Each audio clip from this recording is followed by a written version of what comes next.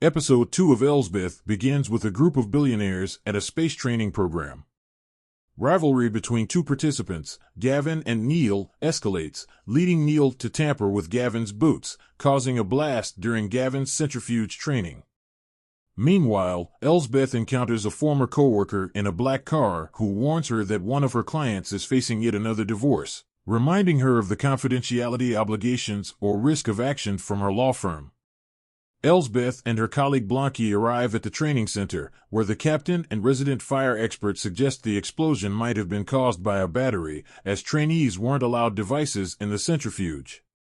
Neil claims Gavin used a vape, but Elsbeth discovers Gavin had smokeless air inhalers, which contain no batteries. Later, Gavin's doctor confirms he's been cleaned for 5 years, reclassifying the case as murder.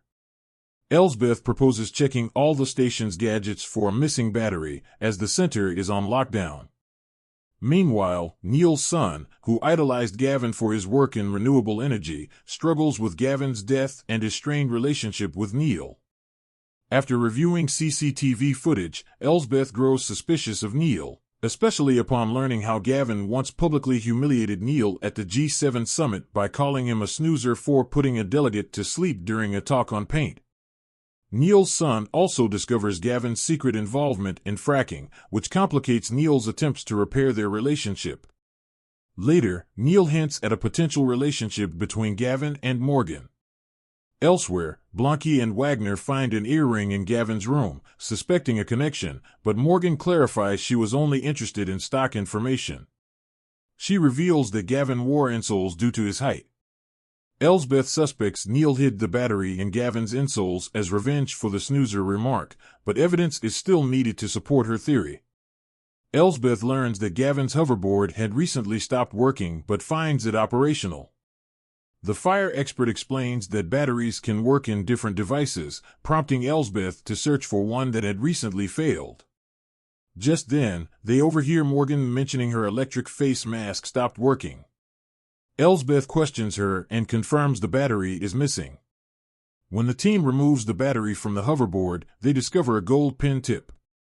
It's revealed Neil set his gold-tipped pin to remove the battery from the hoverboard and place it in Gavin's insole. Neil confesses, citing Gavin's influence in turning Neil's son against him.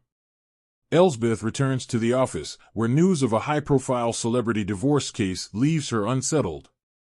From the world of the arts in the last episode, this episode hurls us into the opposite world of spacecraft. It's interesting how the episodes are designed to be so perfectly contrasting in theme. Overall, Elsbeth's venture into the realm of space and spacecraft is fascinating.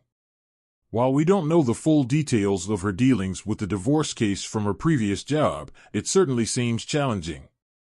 As for this episode, the mystery felt a bit too simplistic and less engaging than the last, though it does effectively poke fun at the lifestyle and decision-making of the wealthy, providing comic relief for the weak.